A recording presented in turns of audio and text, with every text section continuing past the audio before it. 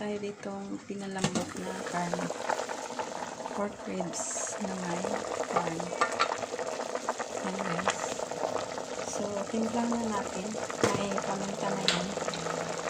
Lagyan na lang natin ng konting asin. Kasi malambot na siya. Huwag nyo munang asinan sa beginning kasi matagal malambot ang karne. Lagyan natin ng konting asin. Tapos, kunting magic sarap guys. Para masarap kami.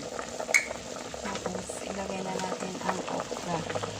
Yung okra guys, sinama ko na yung medyo matigas kasi may makuha pa tayong nutrients dyan. Pero itatapon naman natin yung pagkatapos.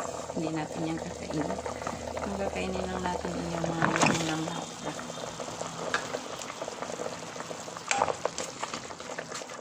Yan. Kunti lang sabaw kasi dalawang tao lang ang kakain. Sayang naman kung may tira. So, madali lang naman yan maluto guys. Isama ko na yung ibang klaseng gulay. So, nandito na yung sayote, yung spring onion, yung red capsicum or red bell pepper sa Tagalog. Tapos, meron tayong carrots at saka yung baggy beans. So, pagsamahin na natin lahat.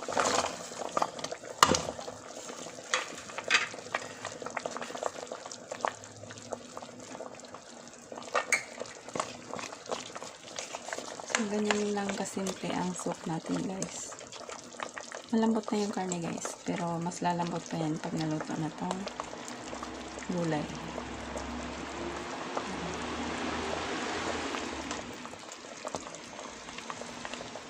Yung pork ribs, malambot na. Hindi ko na ipakita sa inyo kasi lalo na siyang madurog. Natabunan na yung iba. May mga laman din dito. Kagaya na. So, thank you so much guys for watching. Sana mag-subscribe kayo para mag-grow ang channel natin. Thank you so much guys. I love you.